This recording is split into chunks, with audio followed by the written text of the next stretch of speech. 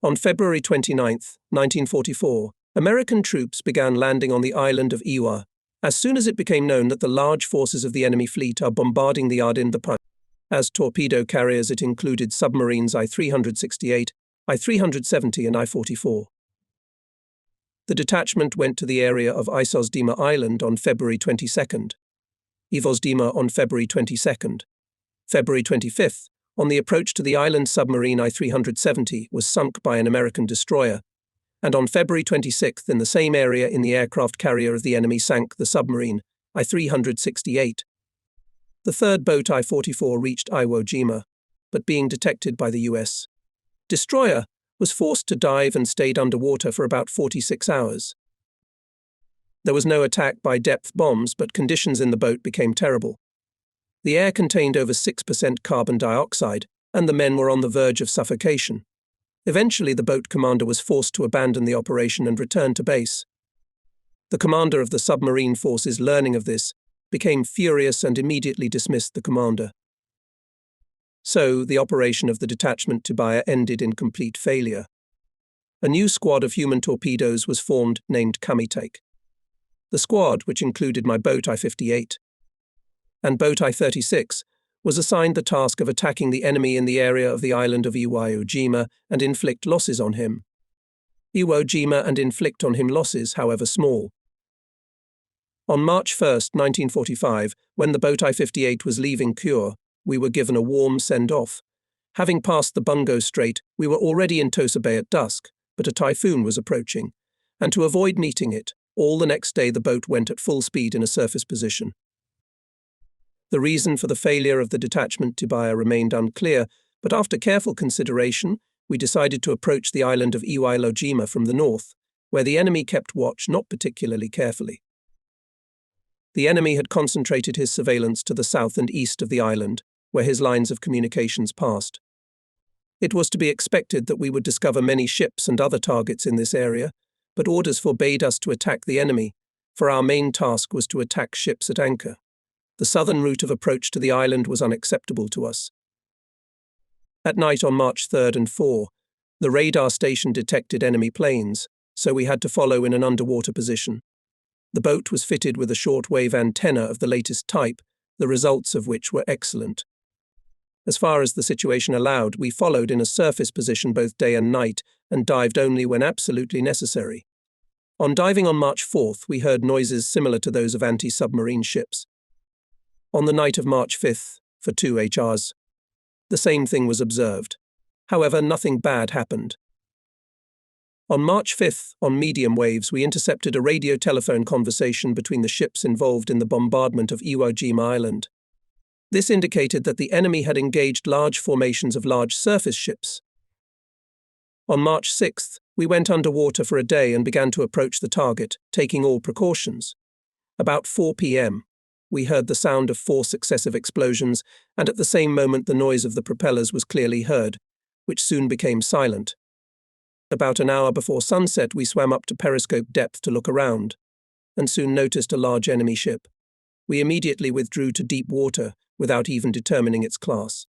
The fact was that if this ship was anchored, it would take about an hour of time to approach it, and the boat's batteries were dead if the ship was moving. It could not be a target for manned torpedoes. After charging the batteries, we headed for the most favorable area to make a successful attack with the manned torpedoes. The boat's crew was very unhappy that we had left the enemy alone instead of attacking him. However, the human torpedoes were designed to attack enemy ships at anchor, so we had no other choice. After sunset, we prepared to surface, but suddenly heard the noise of propellers, and since visibility was poor, remained underwater. On March 7th, long before sunrise, we surfaced to recharge our batteries. The northern part of the island. Iwo Jima was already looming on the radar screen. The sea was calm. The night was dark and moonless. Before sunrise, we loaded. The final phase of the approach to the island began. The same day after sunset, we surfaced and made final preparations for the release of manned torpedoes. At dinner, according to custom, we said goodbye to the torpedo drivers, explaining the situation. It was decided to begin the release of torpedoes on March 8th early in the morning. At 2300 hours, having finished charging the batteries, we proceeded on a 15-knot run in a surface position to an area 17 miles northwest of Iwo Island, where we intended to arrive at 2 o'clock.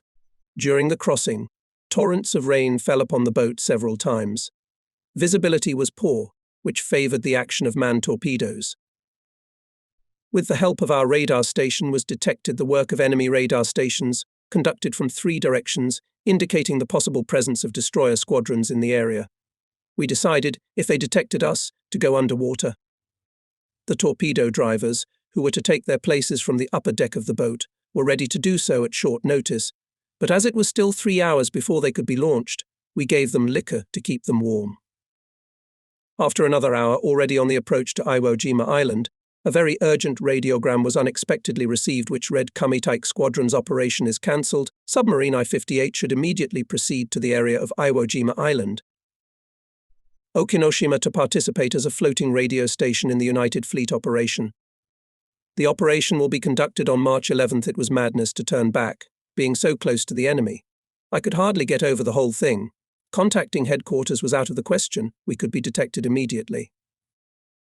While I was weighing the possibility of releasing human torpedoes, before proceeding to execute the last order, was received a second, now personal radiogram from the Chief of Staff of the United Fleet, which stated Operation A is very important in its significance. So the order given to your submarine must be strictly implemented. Report the route and approximate time of departure to the area of Okinawa Island. Okinawa, there was nothing left for us to do but obey the order. I immediately reported it to the boat crew and torpedo drivers. On March 9th, we loaded in the morning, and in the evening we dropped torpedoes overboard and headed full speed in a surface position to the area of Okinawa. It was very unfortunate that we could not seize the opportunity for attack which was afforded us on March 8th. On the way we twice detected enemy aircraft which forced us to go underwater for about an hour on each occasion. During the rest of the time we proceeded in a surface position at a speed of 14 knots. Finally, as it was calculated, we sighted the island of Okinawa. Having accomplished our task, we returned to Kure. I immediately reported my arrival to the commander. In the course of the report, I pointed out that we would have been able to release manned torpedoes in the attack if another submarine had been sent to the Okinawa area instead of our boat. One of the senior staff officers told me that they had no idea that we had such a successful operation. It is hard to say what might have happened to us after we would have fired our torpedoes, as there were enemy destroyers around us at the time. Maybe we would have perished, but I still wanted to make such an attempt. During this operation, the new radar station worked much more reliably, but still needed further testing to perfect it. The submarine I-36 left the base 1 day later than we did. After passing Bungo Strait and receiving orders to cancel the operation, she was forced to return to base. On March 24, 1944, the American task force began shelling the southern coast of Okinawa Island. Okinawa, so our submarines were ordered to go to the area. The boats I-8, Row 41 and Row 46 that went out there to search for the enemy were sunk. The enemy created an insurmountable anti-submarine defense, as he had in this area complete domination at sea and in the air. Despite this, a new detachment was formed, named Tatara, which included submarines I-47, I-56, I-58 and I-44. Each of these boats had 6 reconstructed manned torpedoes. The submarine I-47 entered the Okinawa area on March 29th. After she had safely passed the Bungo Strait, she was suddenly attacked by a group of enemy aircraft numbering over 50, which were mistaken by the boat for her own. This happened off Cape Miyazaki. The boat urgently dived and began to evade pursuit. More than 30 bombs were dropped on her, which however did not damage her. Half an hour later, the boat surfaced and continued southward. The next morning at 2:30 a.m., 2 warships were sighted, the distance to which was about 5,400 meters. The observer reported that they were cruisers, so having submerged, the submarine prepared to attack, but further periscope observation showed that they were destroyer squadrons. It was too late to do anything about it, and the submarine was attacked by depth bombs.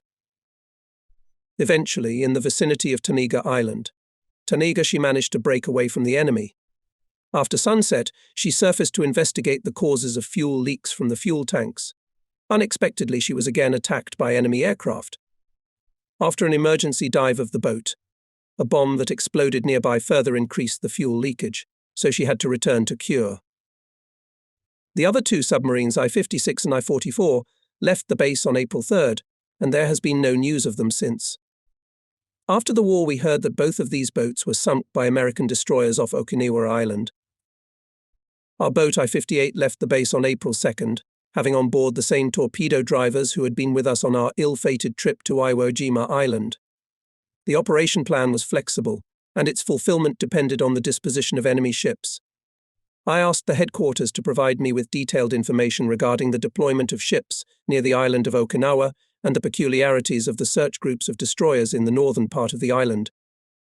As usual, we passed the Bungo Strait in the dark, carefully observing all precautions. On the afternoon of April 2nd, we loaded and continued on our way southward. During the ensuing night, there was heavy cloud cover, which greatly impaired visibility.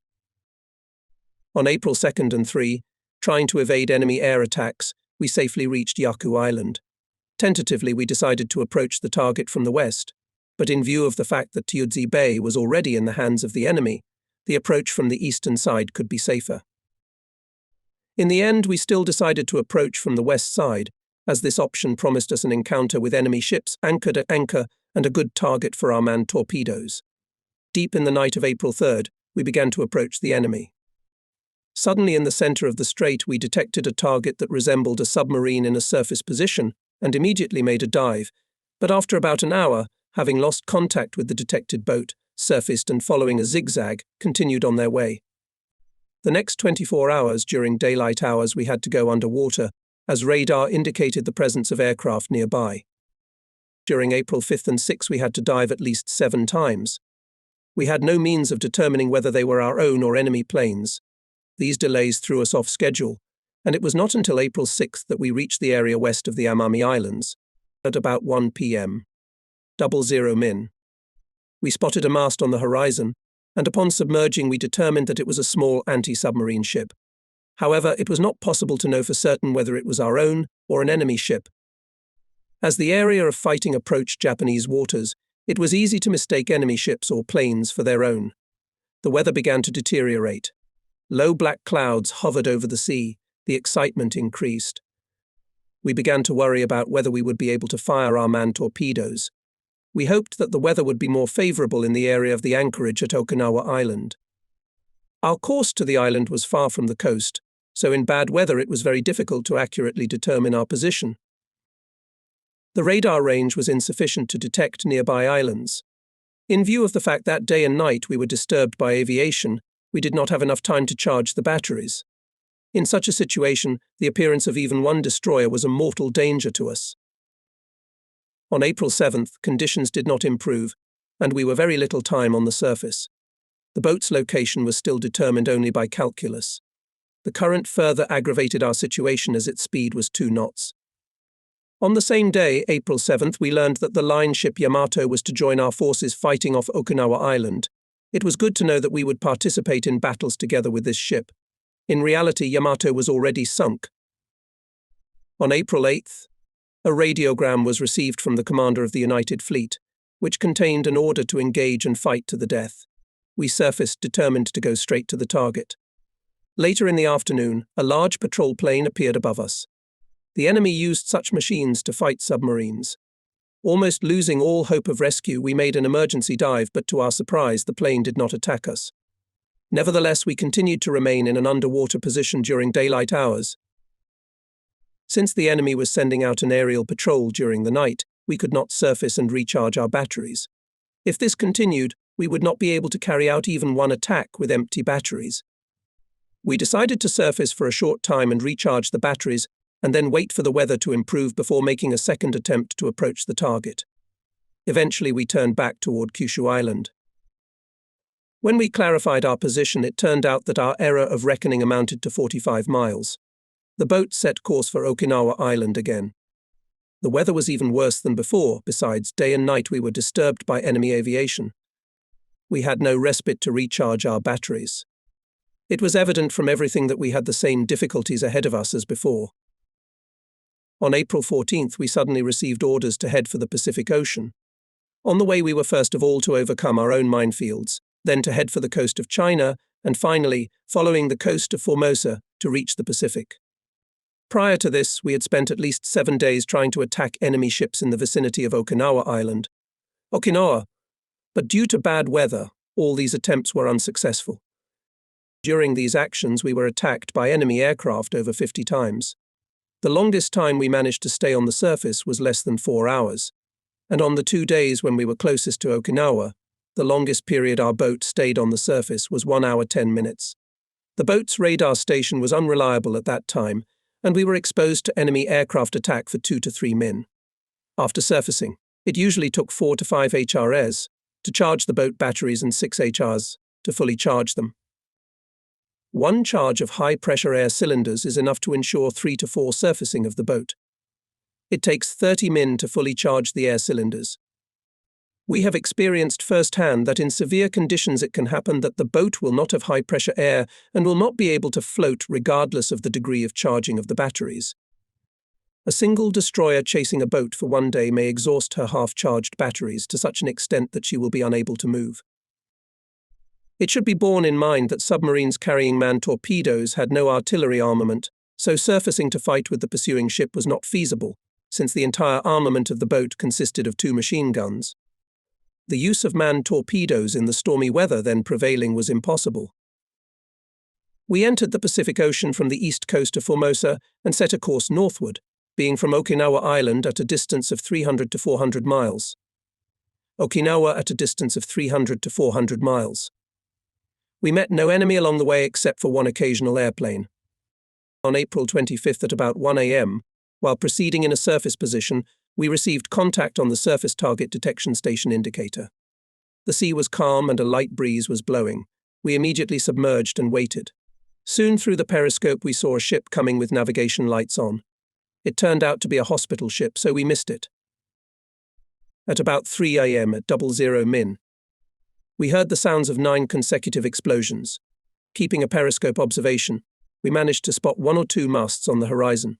Soon we saw 3 ships.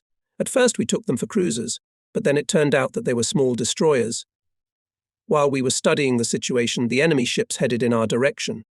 Could they have detected us? It was impossible to release the manned torpedoes, as their condition had not been checked since the boat left the base, that is, more than a month. We had to leave. We had no other choice. We dived to a depth of 82 meters. There was silence in all compartments of the boat. Half an hour later, we heard the noise of 3 ships' propellers. Undoubtedly, we had finally been discovered. The only thing left for us to do was to keep quiet. The boat's crew took up their posts according to the survivability schedule. The noise of the propellers was increasing. One of the ships passed directly over the boat from stern to bow, a second from starboard and a third from port. We waited for the attack, and there was a sepulchral silence in the boat. Tension was reaching its extreme limits. To our surprise and relief, the enemy ships passed over us and began to move away. Then there was an explosion of 1 depth bomb, but by this time the destroyers were already far away from us. The enemy was not as formidable as we had anticipated. We lay down on the opposite course from the direction of the explosion and went a considerable distance away, but believed that we were still on the enemy's line of communications. Unfortunately, we received orders to return and came to base on April 29th. On crossing to the base not far from the boat, an enemy mine exploded. Many fish surfaced from the explosion, which helped us to celebrate the Emperor's birthday properly. Upon arrival in Kure, we learned that none of the other submarines that had gone out to Okinawa Island had returned to base. The submarine Row 109 reported that she had been attacked by enemy ships which had dropped at least 300 depth bombs. She was ordered to return to base, but never did. Consequently, the only submarine to return from this operation was I-58. A meeting was called to discuss the operation as it related to the actions of submarines I-56 and Row 109. As a result of the work of this meeting, it was felt that it was futile to attempt to penetrate the heavily defended bases of the landed enemy. The only place where we could count on success in the current situation was when acting on the lines of communication. The Okinawa campaign was not the first time this problem had arisen, but now only 4 of the large submarines survived, and it was decided to equip the I-300 transport submarine to carry human torpedoes. After the war, we learned that the other submarines involved in the fighting off Okinawa were sunk by American destroyers east and southeast of that island. One of the surviving crew members of the submarine I-8 describes the event as follows. On March 30th at about 23 HIs, 30 min. The observer detected an approaching enemy destroyer, so the boat made an emergency dive. The first bomb bursts followed when the boat was at a depth of about 28 meters. Then the boat was bombed for 4 hours. And finally sank her. The enemy dropped depth bombs very accurately, as he could easily locate the boat by the noise of its propellers. The intensity of the attacks was increasing. As a result of the explosions, there was a hole in the aft personnel room, where water began to enter after that. We did everything we could to plug the hole, but in vain. The boat was diving with a 25-deg stern trim, as a result of which the water in the hold began to accumulate in the stern. The depth of the dive reached 137 meters. Something had to be done, and the boat commander ordered the stern tanks to be blown out. As a result of blowing, air bubbles reached the surface and well marked the enemy target. We stood at battle stations and expected to die. The entire stock of torpedoes was used up and the boat commander decided to surface and take the fight. The order was given to blow out the main ballast tanks. The boat's batteries were completely discharged. On March 31st at about 2:00, 00 min. I, being one of the gun crew, stood in the deckhouse of the boat surfacing at an angle of 20 deg. When the hatches were peeled off and we jumped out on the deck, there was an enemy destroyer on our starboard side, on which we opened fire from 25 mm cannon. Not having time to load the 140 mm cannon together with another crewman, I was wounded in the leg by a shell fragment. I tried to get to the bridge, but at that moment an enemy shell hit it, creating a big hole in it. Trying to reach the machine gun again, I saw an enemy cruiser approaching. Our boat, shelled by 2 enemy ships from a distance of about 2750 meters, had little chance for salvation. It soon capsized and sank. It was at 2:30 a.m. I found myself in the water. My leg was very sore, but I still managed to stay on the surface. There was another person swimming next to me, but I could not see his face. The wind was blowing quite fresh, and there was a strong dead ripple on the sea, illuminated by the pale light of the moon. After 2 hours in the water, I came to my senses already in the infirmary of the American destroyer squadron. Of the 5 submarines carrying human torpedoes, which carried out attacks in the area of Iwo Jima Island. Iwo Jima, 2 boats were lost. In the vicinity of the island, the same fate befell 2 of the 4 submarines that took part in the operation. And those boats that returned safely to the base were unable to fire a single manned torpedo. In fact, this kind of attack against heavily defended enemy anchorages was ineffective. Therefore, it became necessary to attack moving enemy ships, that is, on their passage by sea. Human torpedo carrier submarines were equipped in such a way that torpedo drivers could be seated in them from inside the boats in an underwater position. The number of torpedoes attached to the boats was increased. The submarines I-47 and I-36, part of the Amatake detachment, left the base on April 12th and 20, respectively, to conduct the first attack on moving ships. 8 of the 12 available manned torpedoes were fired, each targeting a transport or destroyer. When practicing attacks on a moving ship, 2 to 3 torpedo launches were not enough. For normal mastery of this technique required at least 6 training releases. On May 5th, submarine I-367 left the base and east of Okinawa Island. Okinawa, with 2 of its 5 manned torpedoes, sunk 2 enemy ships, the type of which is not identified. Submarine I-361 patrolled in the vicinity of Okinawa Island during the period from May 23rd to May 23rd. Okinawa from May 23rd to June 15th did not return to base. Submarine I-363 was ordered to attack enemy ships on the line of communication linking Okinawa Island with the Yukinoa Island. Okinawa and Ulithi Islands, but failing to find a target, returned to base without firing any of her manned torpedoes. Submarine I-165 entered the Mariana Islands area, but did not return to base. The submarine I-36 came under heavy enemy attack while on patrol, but survived. This boat left the base on June 6th and headed for the Mariana Islands. During the trip it was discovered that all of its manned torpedoes were defective.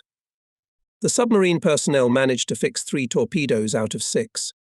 In the Saipan area, the boat detected a merchant ship and fired 1 torpedo, but the ship was alert and evaded the attack.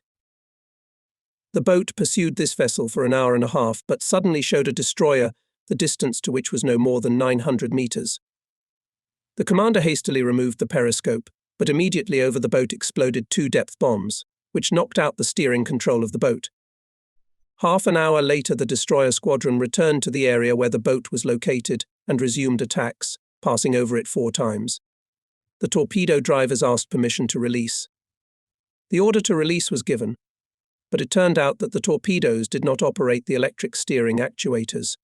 In addition, the torpedo driver's telephone communication with the boat had been cut off.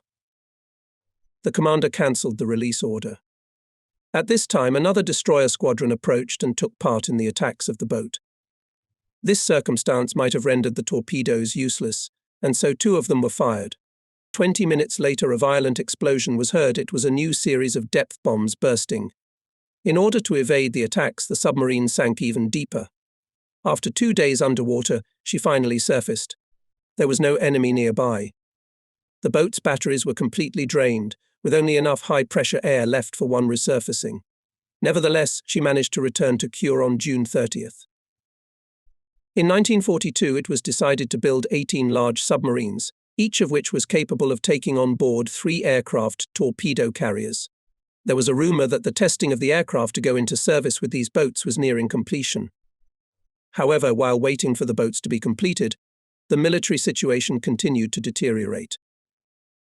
In December 1944, the first submarine of this type, i.e. the I-400, was completed, and in January 1945, the I-401 was expected to be completed.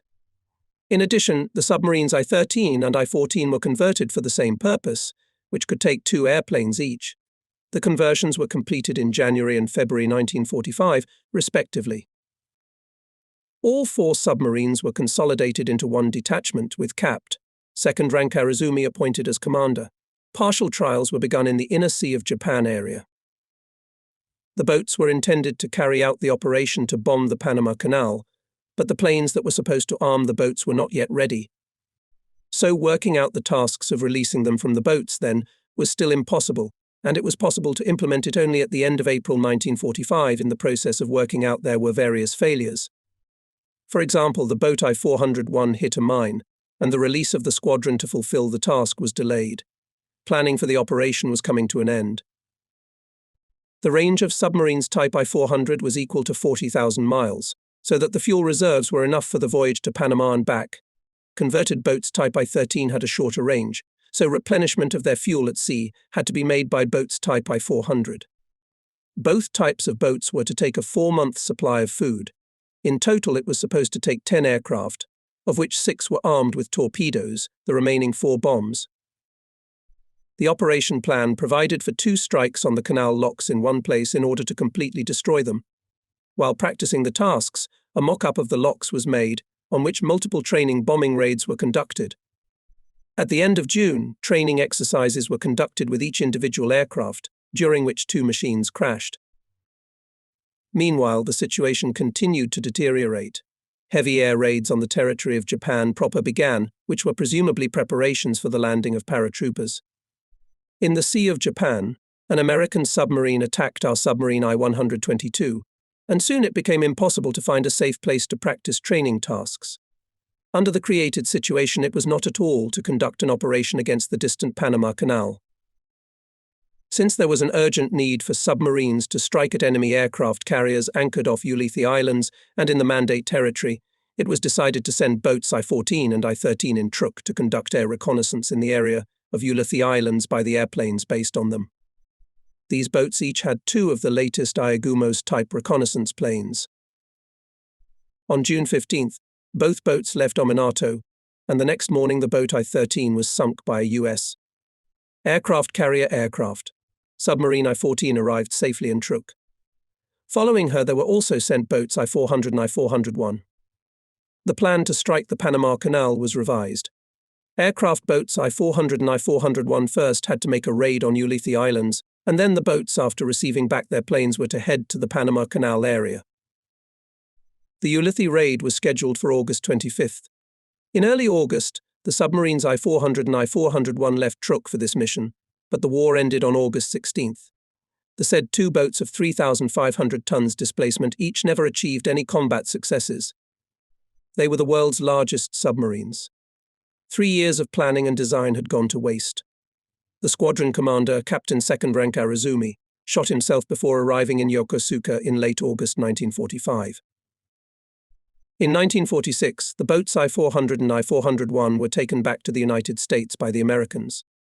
The third boat of this type, I-402, was completed shortly before the end of the war. During construction, she was converted into a submarine tanker. In July 1945, the submarine I-58 was again ready for combat missions. We received an order on July 16th to leave Kure and head for action on the enemy's lines of communication. To the sound of marching and cheers of the seeing off, we left the harbour and went to the trawled fairway. One night we spent at the base of manned torpedoes, where a special ceremony was held in honour of torpedo drivers. We had 6 such brave men on board. The next morning we went to sea accompanied by 24 motorboats. At the entrance to the Bungo Strait we conducted test deep-sea dives. During the tests it became clear that the periscopes on the torpedoes were defective, and we had to return to base to replace them. Finally, on the morning of July 18th, we put to sea again and headed south through Bungo Strait, zigzagging at full speed because we feared enemy submarine attacks. A submarine in a surface position has no means of dealing with enemy boats in a submerged position. The only thing it can do is to increase its course. When the submarine has radar stations for detecting air and surface targets, it can detect the enemy, determine its position and course, and thereby avoid encountering it. With the onset of daylight, enemy submarines went underwater, and we did the same. At night we surfaced and repeated the old cat and mouse game. Thus it is sometimes possible to pass through the waters where enemy submarines hide in ambushes. Sometimes, therefore, and we were able to pass at full speed in a surface position to the enemy's lines of communication. That night our radar station detected a group of American airplanes type B-29, flying, probably, to strike at the territory of Japan. What city would these airplanes bomb this time? The moon began to shine brighter, and we had already reached the line of communications linking Saipan and Okinawa, where we could well expect to meet the enemy. As usual at dinner we drank to the impending success of the torpedo drivers. I explained to them the general situation. According to the order we received, we were to attack enemy ships off the east coast of the Philippines. The submarine I-53 came out with us, and was to patrol east of Okinawa. Nothing was visible on the surface except the vast expanse of ocean. We decided to wait for the enemy at the point where the communication routes from his main bases on Leyte, Saipan, Okinawa, Guam, Palau and Ulithi converged. But we were well aware that even so we might not encounter the enemy in such a vast area. Having manned torpedoes, we were determined to sink any ship that met in our path. On the line of communications linking Okinawa and Saipan, the sea, illuminated by the bright moonlight, was calm, and conditions were excellent for carrying out the attack, but no enemy appeared. We were also unlucky on the Okinawa-Guam line of communication. July 22nd was a full moon. With favourable conditions for attacking both day and night, we headed for the Leyte Guam line of communications. The moon was gradually waning, the chances of carrying out an attack were disappearing, and I prayed to God to give us the opportunity. On July 27th, in accordance with orders, we approached the enemy's Guam-Leyte line of communications and headed west along it. On July 28th at 5 o'clock, 30 min. With the help of radar station was detected aircraft, and we immediately dived. It must be said that by this time our radar equipment was much more advanced, and we were no longer afraid of being taken by surprise by enemy aircraft. At 14 o'clock, we surfaced to periscope depth and, to my great joy, discovered a 3-masted vessel slowly approaching. It turned out to be a large tanker. At last we were face to face with the elusive enemy, who appeared to be unaware of our presence. While we were watching the tanker, a destroyer appeared within sight, which made matters much more difficult. We dived to get closer, and I gave 2 orders: torpedo drivers prepare to attack and prepare to fire all torpedo tubes. Our noise detectors were not working well. It would be unwise of us to approach the enemy to the distance of a torpedo salvo, not knowing where the destroyer was. Based on the situation, I decided to use human torpedoes and gave the order: first and second torpedoes. Stand by. The driver of the first torpedo was a little hesitant, so I decided to fire the second torpedo first. By telephone, I informed both drivers of the enemy's course and speed. At 14 hours, 31 minutes, the driver of Torpedo No. 2 started the engine and reported his readiness to fire. Following this, I gave the order for its release. The last fastener was given and the Torpedo raced toward the enemy tanker. 10 minutes later, Torpedo No. 1 was ready to be fired. Its driver shouted, "Long live the Emperor," and she separated from the boat. Both torpedoes seemed to be going well. The usual squall for the southern seas was passing by, but we could still see the tanker. No explosions were heard for a long time. With concern, I continued to watch through the periscope. Finally, the tanker disappeared from sight. After about 50 minutes, after the release of Torpedo No. 2 heard the first explosion, and 10 minutes later the second, we surfaced, but a new squall enveloped everything around us, making it impossible to see anything. We thought about the people who had been with us recently. We prayed for them and wished them happiness in the other world. It was the 10th day since we had left Cure, and our supply of fresh vegetables had run out. We had a few heads of onions left, and otherwise from morning till evening we had to make do with canned food, which we were sick of, especially canned sweet potatoes, the taste of which left much to be desired. Continuing our search for the enemy, we proceeded to the junction of his communications between Leyte to Guam and Palau to Okinawa. On July 29th, the weather was mostly bad all day, but without a storm, so we continued to proceed to the objective in a surface position. We now relied entirely on our 4 large binoculars and radar stations and trusted that we would detect the enemy before he detected us. We feared only enemy submarines in good visibility. Both the crew of our boat and its armament were first class. Had the Japanese boats had radar 2 years ago, we would not have suffered such heavy losses. I believed that we could continue in a surface position, but the visibility deteriorated and by 7 p.m., it was almost zero. It was almost zero. We dived, deciding to wait for moonrise, which was due at 2200 hours. After diving, the boat mechanic came up to me and asked how long we intended to stay underwater. He needed to make some minor repairs, which it was not possible to do in a surface position with continuous running. He was greatly relieved to learn that he had about 2 hours to do so. Having given orders to wake me up at 2200 hours, 30 minutes, I went to rest in the wardroom. The boat, at a speed of 2 knots, was moving in a westerly direction.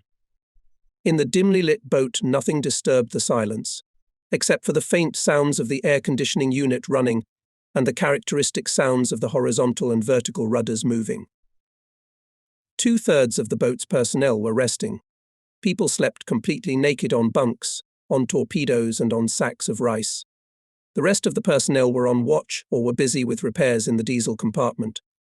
There were a lot of rats on the boat. They were a real scourge, impossible to get rid of. The rats fiddled around in the galley. Their fiddling was annoying. At 10:30 p.m., the petty officer on watch woke me up and reported that everything was in order. I put on my uniform, went into the ship's prayer room, and then went up to the deckhouse. The watch officer had nothing new to report. I was tempted to raise the periscope and look around. I gave the order, personnel on watch for night operations. My eyes began to adjust to the darkness. I gave a new order, diving depth 18 meters. The boat speed was increased to 3 knots. When the boat reached the appropriate depth, I ordered the night periscope to be raised to a low altitude and took a quick look around. The visibility was much better, and it was possible to see the horizon. The moon was already high, and in the eastern part of the sky, its light was quite sufficient for a night attack. Slowly raising the periscope to a greater height, I took 2 or 3 careful looks around, but found nothing, and decided to surface. I gave the order, "Get the radar stations ready." The antenna was raised to the surface. No aviation was detected in the air. The radar operator had once undergone a special training course, so his skill was higher than usual. Having decided that there was no aircraft in the air, I decided to surface and go in search of the enemy. Following this, I gave the order, "Stand by, prepare to surface." The bell rang and the crew began to scatter to their places. The boat instantly came to life. A minute later, I received a report that the personnel took their places according to the combat schedule. Another order followed: surface, blow out the main ballast tanks. High-pressure air began to flow into the tanks, squeezing the water out of them. and the boat quickly surfaced. As soon as the upper deck was above water, the order was given to open the deckhouse hatch.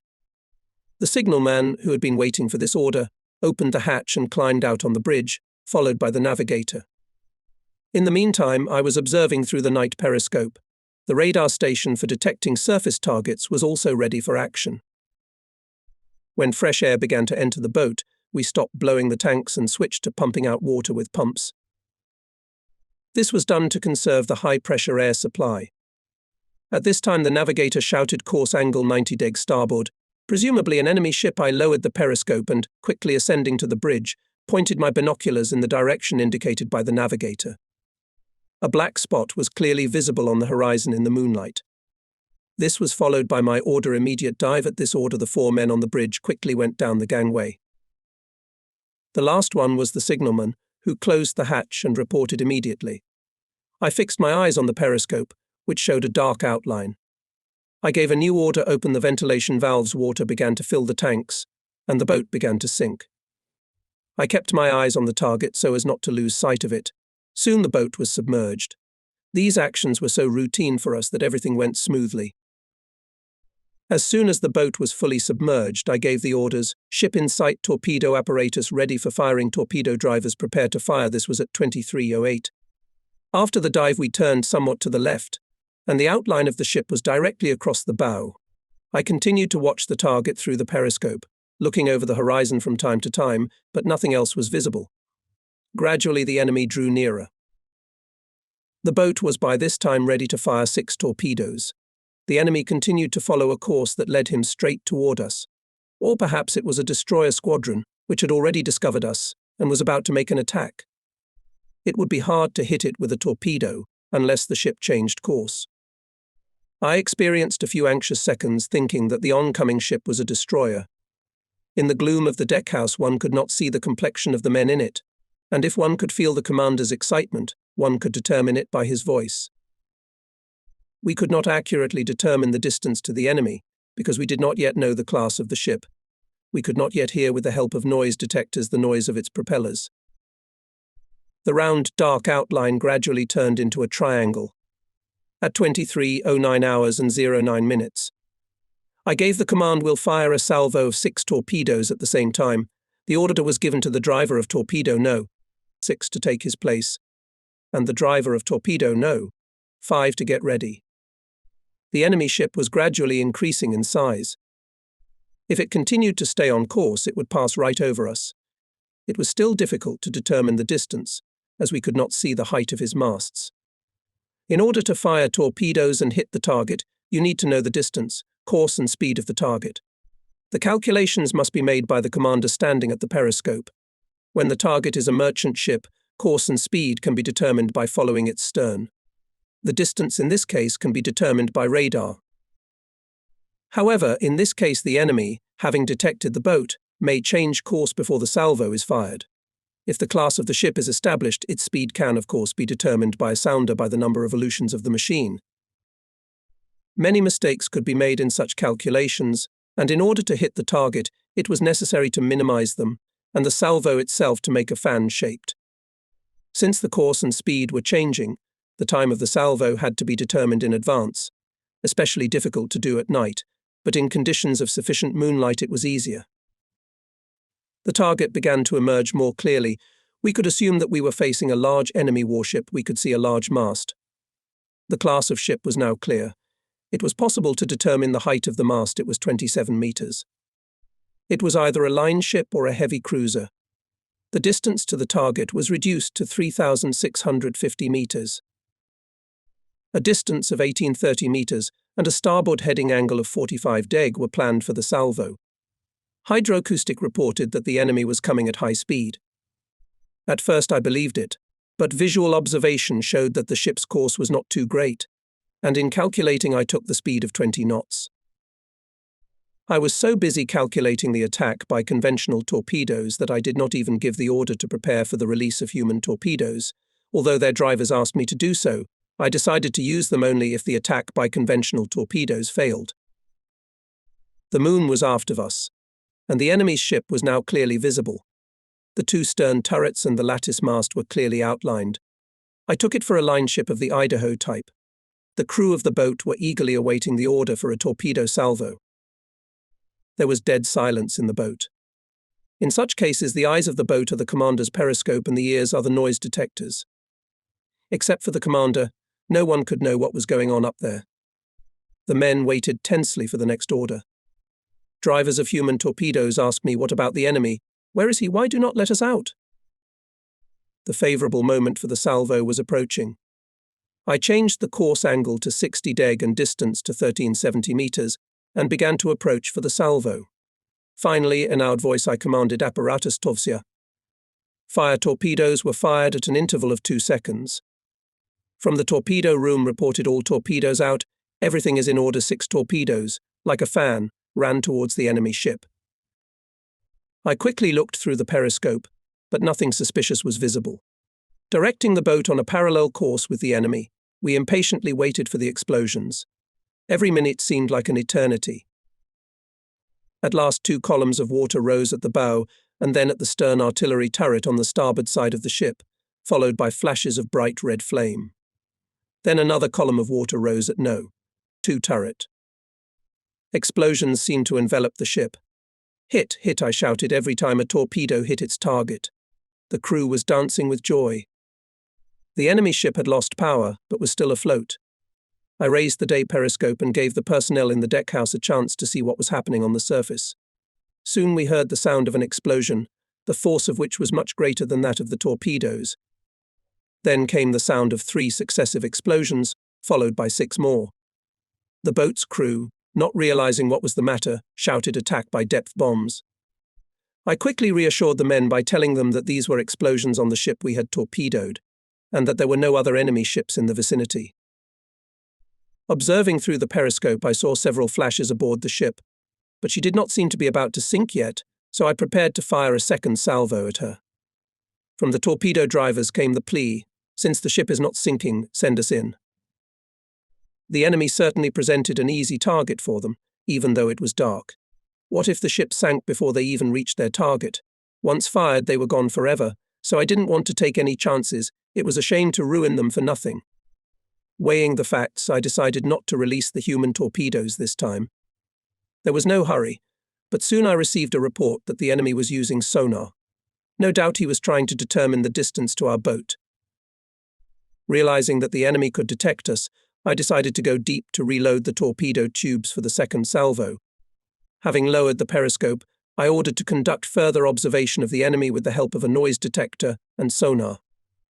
As we heard after the war, the ship was on the verge of destruction, but at the time we had doubts about this, because although 3 of our torpedoes hit the target, they could not sink the ship. It was soon reported to me that the sending of enemy sonar signals had stopped. Due to the fact that we were reloading torpedo tubes, the boat had a trim, and therefore it was dangerous to rise to periscope depth. Having finished reloading, we surfaced and raised the periscope, but the enemy was no longer within sight. I directed the boat to the place where I thought the ship might have sunk, but even there I found nothing. More than an hour had elapsed since the ship had been torpedoed, and I was now certain that it had sunk. Having sustained such damage, it could not have gone at high speed, and if it had, it must have been within our sight. I still wanted to have proof of the ship's demise, but it was very difficult to find any wreckage on the surface in the darkness. With a feeling of regret, I steered the boat to the northeast, fearing pursuit by enemy ships or aircraft that might be following in conjunction with the ship we had sunk. After traveling for an hour in a surface position, we submerged in order to prepare for follow-up action. As it later turned out, we had sunk the American heavy cruiser Indianapolis. While the mood of the boat's personnel was excellent, we could do nothing to console the torpedo drivers. One of them was particularly offended. With tears in his eyes, he persisted in asking why they could not be used against so good a target as a line ship. I tried to reassure him by telling him that we would soon meet the enemy's ships again. On July 30th, we celebrated the victory we had won the previous day. For lunch, we had our favorite rice and beans, boiled eels and corned beef. On August 1st, we received orders to proceed in a northerly direction and accordingly changed course. I thought it would be a good idea to make a search, so I decided to go out on the lines of communication Okinawa to Ulithi and then Okinawa to Leyte. At noon we submerged and waited for the enemy, but he did not appear, and so at 3 p.m., we surfaced and proceeded onward. We surfaced and proceeded further north. Before surfacing, we listened carefully to the surface and looked through the periscope, but found nothing suspicious. Going above water at a speed of 12 knots, we found on the horizon the mast of some merchant ship, displacement of about 10,000 tons, going in a westerly direction without protection. The distance to it was about 10 miles. Although we increased our speed to 15 knots, the distance to it did not decrease, but gradually increased. Even when we had increased our speed to full, we could not overtake the speeding vessel to get into position to attack her. The moon was setting, so even if we had gotten close to the enemy, we could not count on a successful attack in the night. However, it was possible to catch up with the enemy in the daytime. On the boat I-58 were installed 2-stroke diesel engines of low power. All other boats of our type had the same diesel engines. Ballast was accepted due to lack of weight. It was frustrating to the point of tears to see the technical backwardness of Japan. I remembered the speed of 23 knots that the submarine I-24 had when sailing off Hawaii. On August 2nd, we received a report of our intelligence from the communications center Yawata. The following the intensified work of the enemy's radio stations shows that his large forces are involved in the search for the missing ship. 3 days had passed since the sinking of the Indianapolis, but we did not realize that this intelligence was referring to that fact.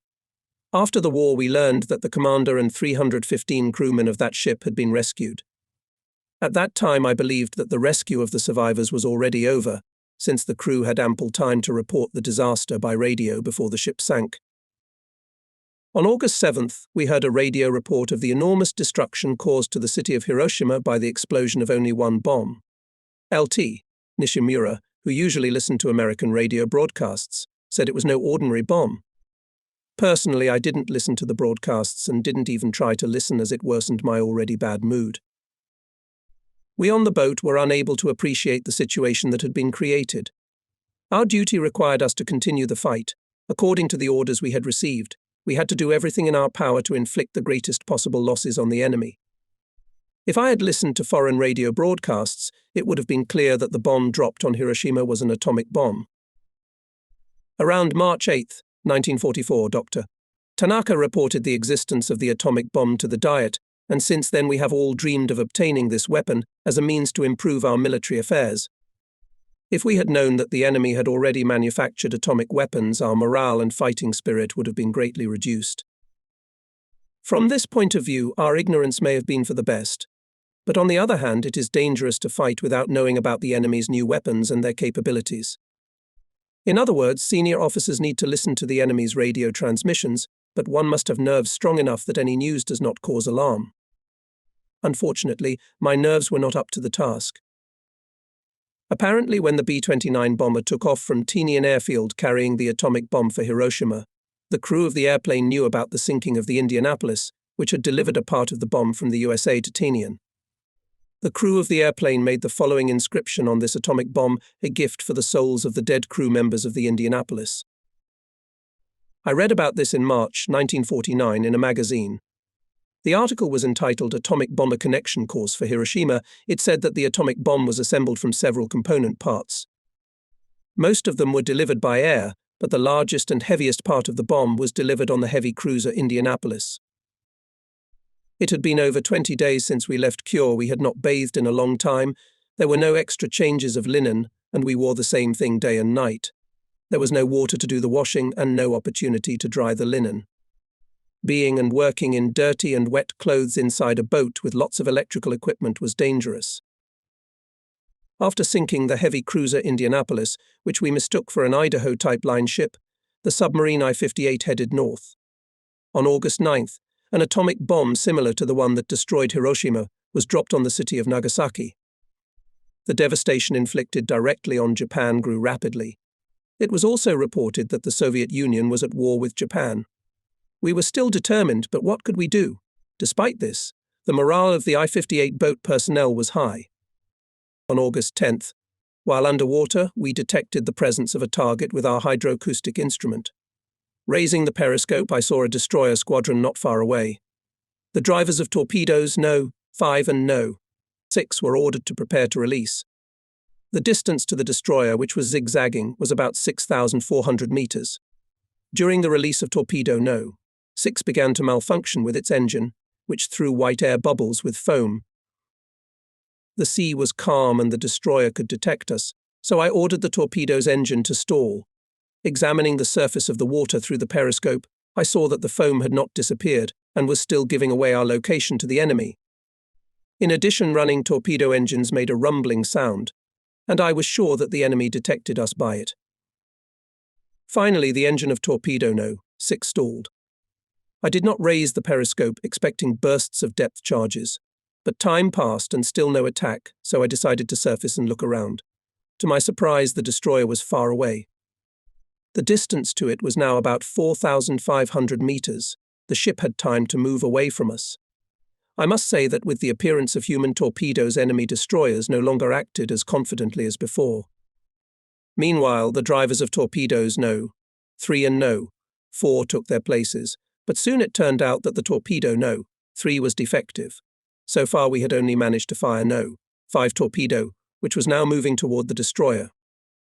At this moment another destroyer and transport ships showed themselves, so Torpedo No. 4 was fired, which reached its target. After the explosion of this torpedo, the entire enemy convoy became confused. Hearing the sound of another explosion, I saw through the periscope that the first enemy destroyer had disappeared underwater. After praying for the souls of the soldiers who had left us, we surfaced and headed north. That night, while submerged and dodging enemy air attacks, we used the boat's hydroacoustic station to detect a vessel, in all probability a merchant vessel, as the noise of the propellers indicated that it had piston engines. The torpedo drivers were ordered to prepare to launch.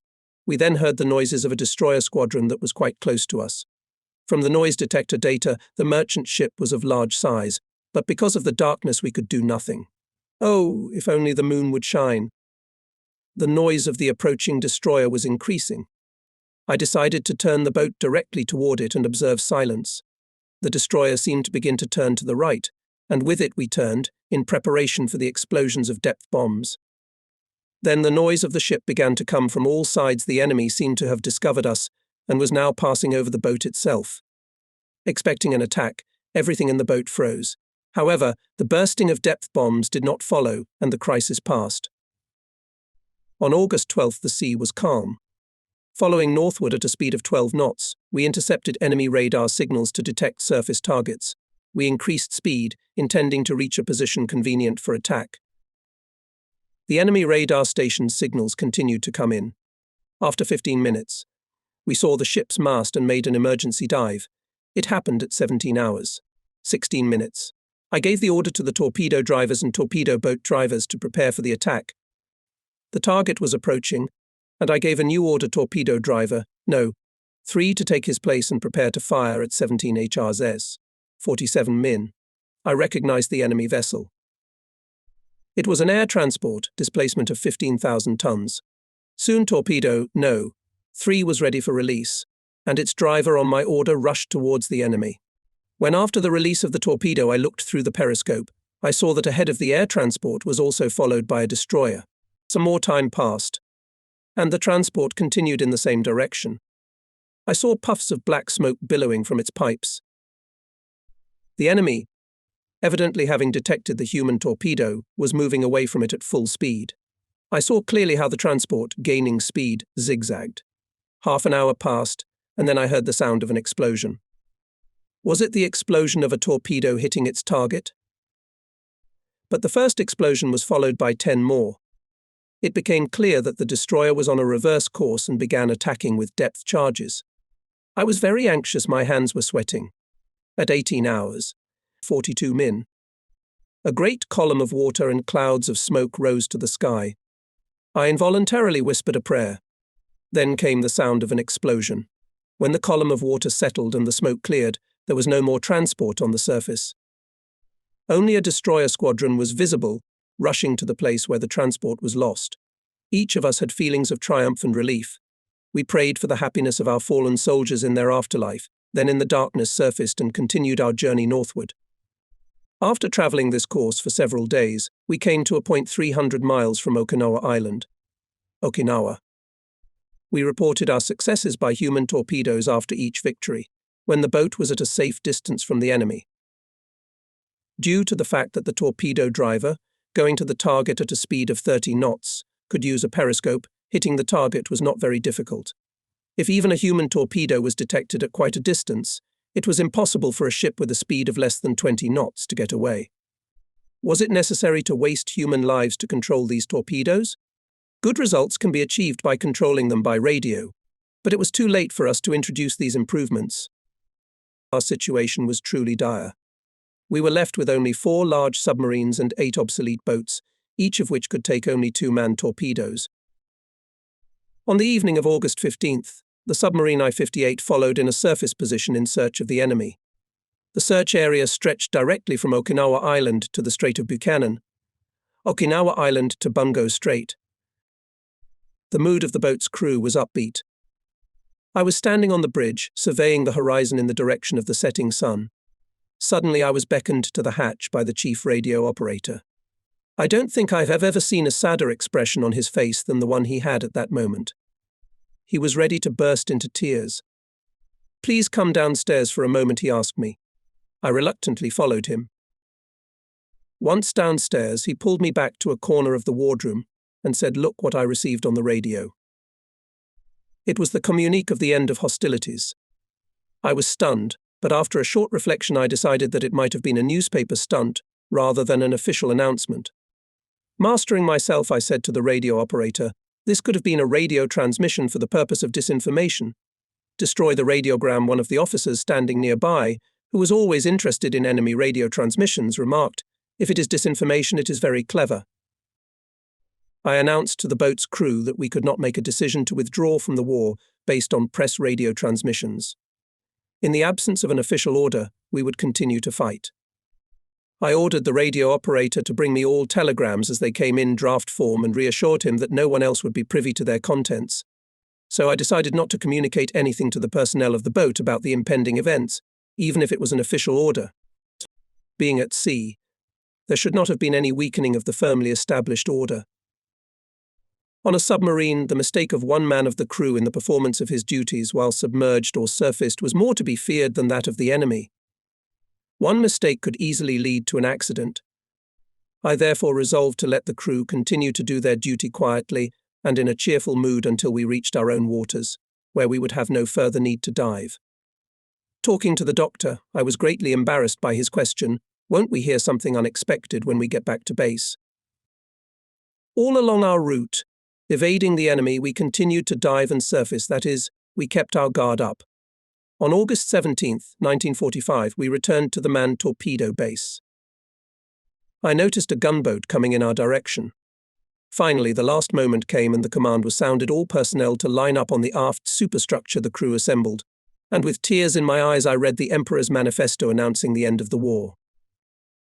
Then, without saying a word to anyone, I, together with the messenger who had delivered the manifesto, transferred to the boat and went ashore to report to the senior chief regarding the heroic deeds of our remarkable soldiers, the torpedo drivers. They did not live to see the day of our humiliation associated with our defeat in the war. On August 18th, 1945, we, along with 6 submarines, headed for Kure. Most of us did not enter into a discussion on ending the war, but there were some who were in favor of continuing the war. Nevertheless, it was already over, although some could not reconcile themselves to that fact. As we made our tedious passage to our shores, some pilots, expressing their opposition to the end of hostilities, dropped leaflets urging us to continue the struggle. We, however, in compliance with the constitution of our country, laid down our arms in accordance with the Emperor's order. Let the spirit of the 80 fallen soldiers, torpedo drivers and ultra-small submarine drivers be a testimony to this. Our country will follow the difficult path. The ordeal endured by our nation by the will of heaven continues. Prior to the attack on Pearl Harbor by our aircraft based on the aircraft carriers of the task force under Vice Admiral Nagumo, Japanese submarines took up positions off Oahu Island and saddled the American lines of communication linking Hawaii with U.S. ports on the continent. In addition, preparations were finalized to send 5 ultra-small submarines to Pearl Harbor with the task of striking ships at that base. Between November 18th to 20th, 1941, 27 submarines of the newest types selected from the United Fleet under the command of Vice Admiral Shimizu left Kure and Yokosuka. After replenishing fuel and food supplies in the Marshall Islands, they headed forward as the vanguard of Admiral Nagumo's strike force. Submarines were to sink enemy ships, which would be able to avoid the strikes of our aircraft, as well as to prevent the delivery of reinforcements and supplies from the United States, and thus contribute to the completion of operations in Hawaii. Headquarters in Tokyo expected that a prolonged submarine action will give more significant results than a single airstrike. In reality, the results were quite different. For the entire operation, only one submarine out of 27 managed to go out to attack the enemy ship. Morrison in his work writes the following on this issue. Active patrolling and depth bombing conducted by destroyers and other ships nullified the attempts of large Japanese boats' displacement of 1,900 tons to attack our ships. They failed to torpedo any of the many ships and vessels that came to and from Pearl Harbor and Honolulu. Most of the 20 Type I submarines that were south of is Oahu headed back to Japan after a few days. About 5 boats were sent to the west coast of the United States. One of them, I-170, was sunk on the crossing by an airplane from the aircraft carrier Enterprise. The rest off the coast of California and Oregon managed to sink several of our ships. So the Vanguard Expeditionary Force was a complete failure. It did not manage to sink a single ship. It itself lost 1 large and 5 ultra-small submarines. When the boats returned to base after the operation, both detachment commanders and submarine commanders reported the following. Hawaii's defenses are very strong and the enemy ships are fairly well guarded. All this made it impossible for submarines to carry out a blockade of the islands or cut the lines of communication. Enemy anti-submarine ships and aircraft continuously patrol in the area, and despite the fact that our submarines detected targets, before they could go out to attack, they themselves were attacked by the enemy. The submarine is a weapon of destruction for merchant ships, that is, its main purpose is to disrupt commerce. Both Imperial and United Fleet headquarters of Japan were greatly affected and bitterly disappointed by the negligible results of the submarine operations off Hawaii, with the result that faith in their submarines was shaken. At the conclusion of the Washington Treaty of 1922, we were unable to achieve the desired ratio of the US and Japanese navies, but we believed that this deficiency could be compensated for by submarine warfare. Thus, a new tactic characteristic of the Japanese war of attrition was introduced, i.e., the use of submarines to intercept US fleet ships on their passage across the Pacific to the Hawaiian Islands.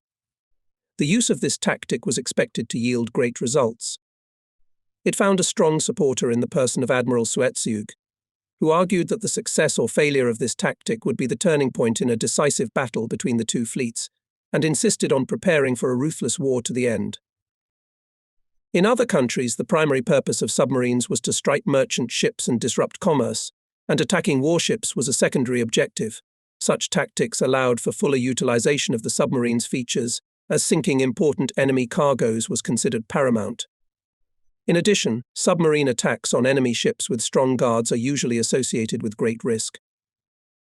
In Japan, however, the idea of striking heavily guarded enemy ships took precedence over all others, and increased training was directed toward practicing these very tasks. As a result, there were often unfortunate cases when submarines were killed during maneuvers in peacetime. Despite this, the command of the Japanese Navy continued to hatch plans to use submarines in strikes against enemy ships with a strong guard. Indeed, it was felt extraordinary art, which our submariners have achieved, going out to attack in the practice of training tasks and maneuvers.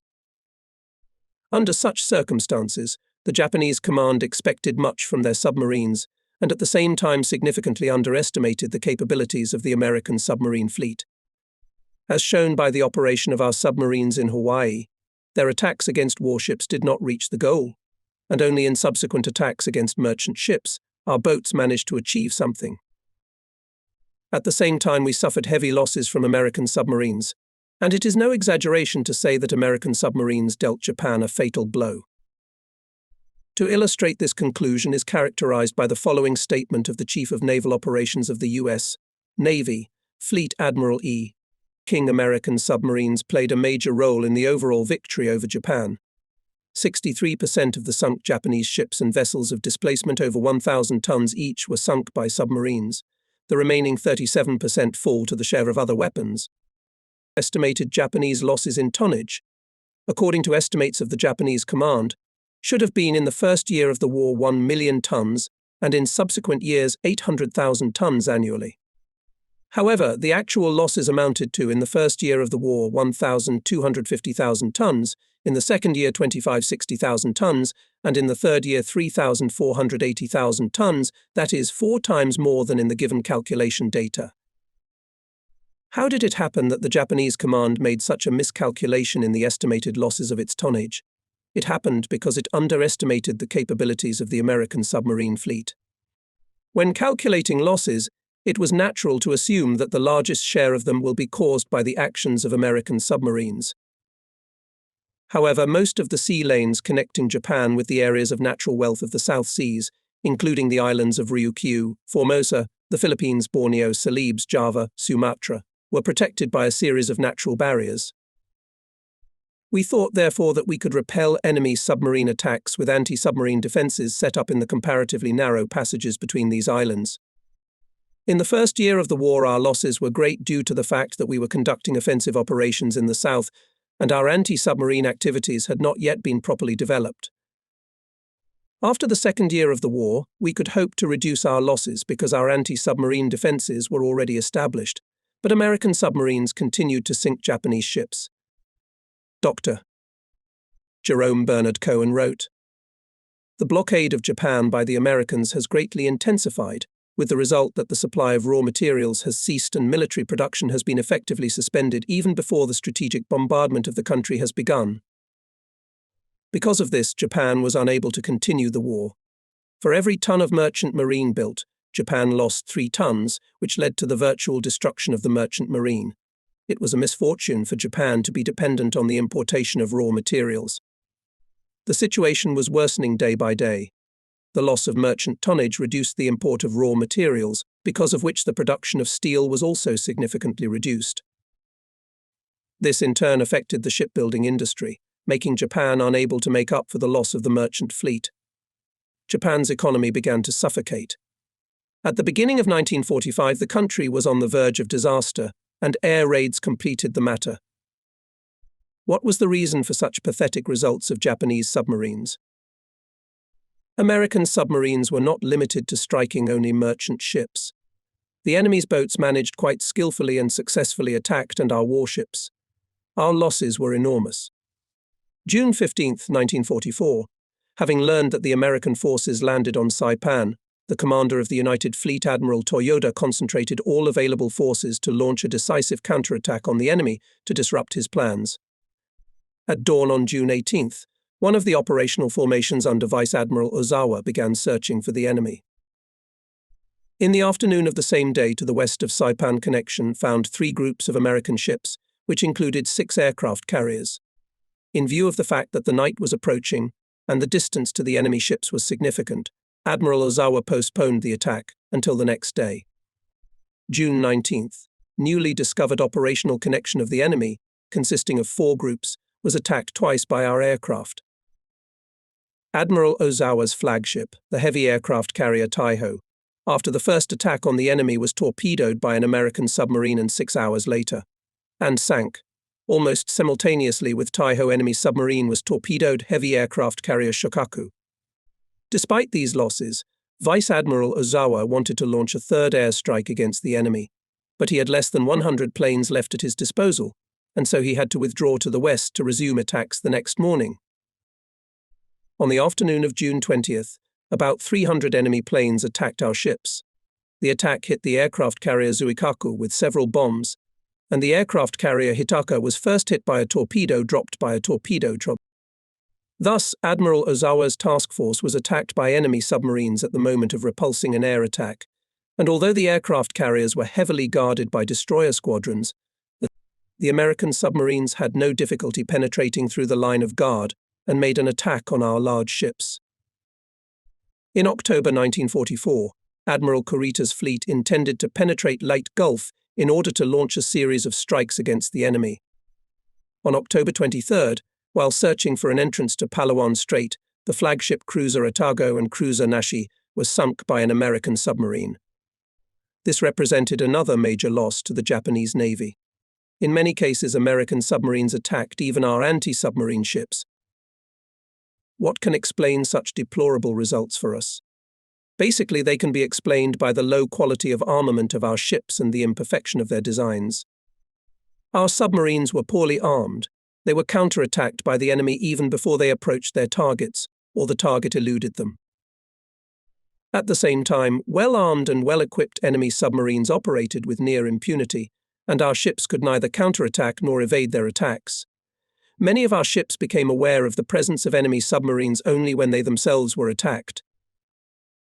In the field of large submarine construction, Japan belonged to the leading place among the navies of the whole world. Japan built submarines type I displacement of 2,000 tons, while the US and England had submarines displacement of 1,500 tons. In addition, during the war, Japan built several aircraft carrier submarines with a displacement of 3,500 tons.